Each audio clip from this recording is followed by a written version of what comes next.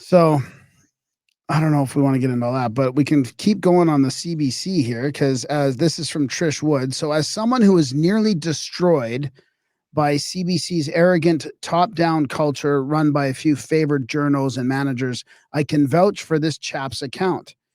I don't know how to pronounce this guy's last name. Donraj? Donraj? Travis Donraj has huge courage, but good luck finding a lawyer who will take the case. Travis, do reach out if you can. So, have you seen this letter? The whistleblower from the CBC? Is I it did another? not. Is it? Have you heard about it? I have heard It's, rumblings. yeah, it's another thing that's happened while you're gone there. But this is his resignation letter. I think it's worth reading it just to document this whole thing on our show here. Dear colleagues, after more than 20 years in Canadian television journalism, I've been forced to resign from CBC News. This is not a voluntary decision. It comes after trying to navigate a workplace culture defined by retaliation, exclusion, and psychological harm, a place where asking hard questions about tokenism, masquerading as diversity, problematic political coverage protocols, and the erosion of editorial independence became a career ending move. I was once the CBC's most one of I was once one of CBC's most visible journalists, a senior parliamentary correspondent, co-host of Marketplace, and most recently host of Canada Tonight, promoted as a symbol of progress until I began questioning the gap between CBC's stated values and its internal reality.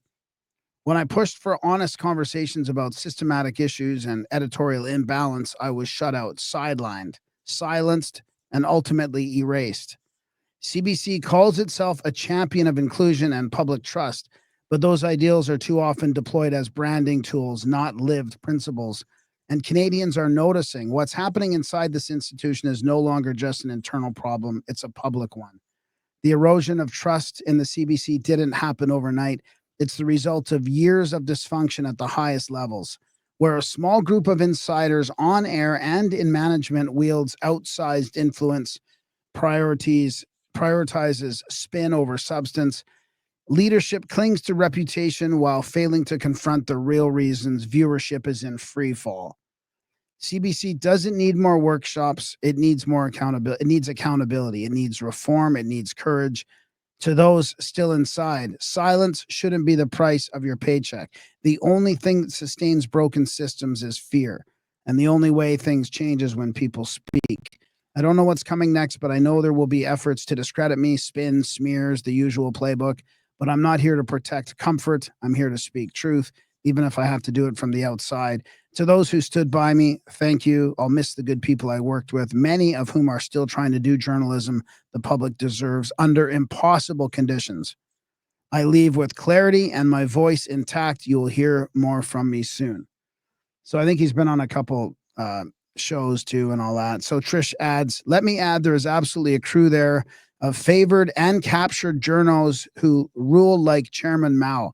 When they turn on you, it's over. Oddly, they think they're morally superior to everyone else. And then they talk about his lawyer. I hope she sticks. I had a top lawyer. This is Trish saying, I had a top guy who dropped out because my so-called union wanted me to use their guy who was in the tank for CBC and terrible. In the end, I found a young new lawyer who was okay. It was a nightmare. High-level friends now retired from CBC have apologized for how it went down. So very wrong how this happened. CBC and the whole industry needs to be completely reset. I hope Travis and others find focus to start an independent competitive network. Do what you love. We could sure use your proper, unbiased investigative journalism. So yeah, it's interesting. Tell Did you me you see? never had a real job without telling me.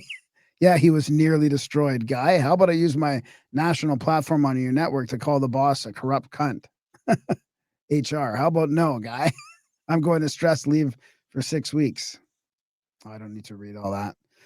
Anyways, what were we Did going you to say? see? Did you see Northern Perspectives is suing